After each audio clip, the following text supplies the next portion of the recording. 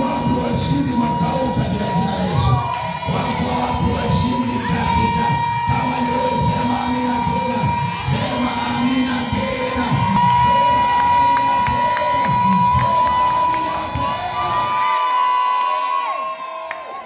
Wacha nikwambie hivi, wanaosubiri ufeli hautafeli. Amen. Wanaosubiri ufeli hautafeli. Amen. Nasema hivi, wanaosubiri anguko lako halipo. Amen. Sema amina. Sema amina. Amen. Kwa hiyo ni mshinde nitaje? Yesu ndiye Bwana. Hiyo ni Kiingereza. Bwana sasa. Ukianza hatua ya safari yako na kile nini? Hata kama Mungu unasema kama vile viungo vinakataa, unasema wewe mimi ni mshindi zidi yako. Sema amina kwa jina la Yesu. Narudia tena, nataka neno hili ikae kwenye akili yako. Sema mimi ni mshindi. Sema tena mimi ni mshindi. Nataka ukiri kwa nguvu za Kristo. Sema mimi ni mshindi. Sema ni mshindi katika jina la Yesu. Haleluya, haleluya. Amina. Kwa hiyo wewe niambie, haya maisha yangu, hii sio nafasi yangu, wewe sio halali yangu, halali yangu ni wewe. Amen. Sema amina. Amen. Sema amina. Amen. Nataka nikupe neno hili la muhimu sana. Kitabu cha Wakorintho wa kwanza 13 mstari wa 2 mpaka wa 5. Soma. Nataka nikuonyeshe kitu hapo fulani.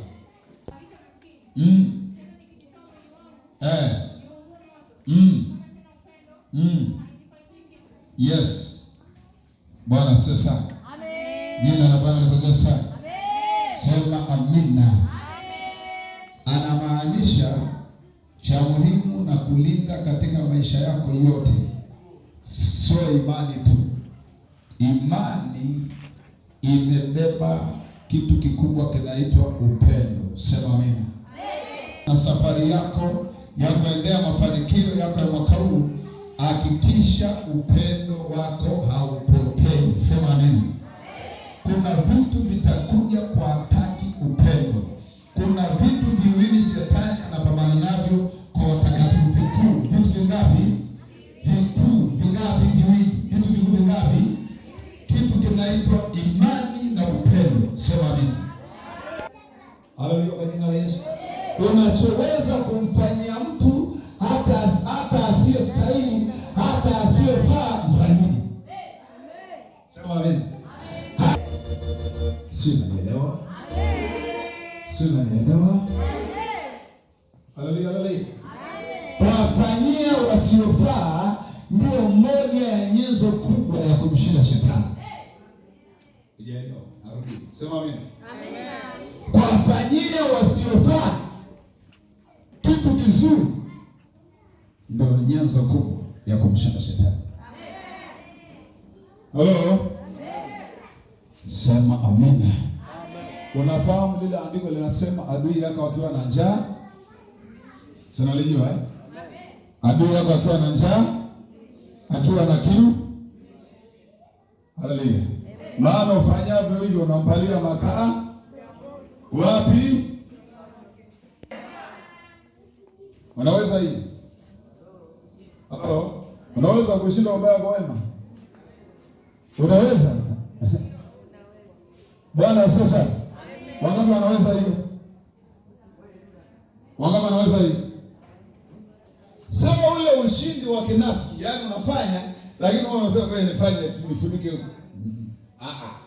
Imani yako ikiweza kufanya hivyo, utapata nguvu kubwa ya kupenya katika ulimwengu wa roho.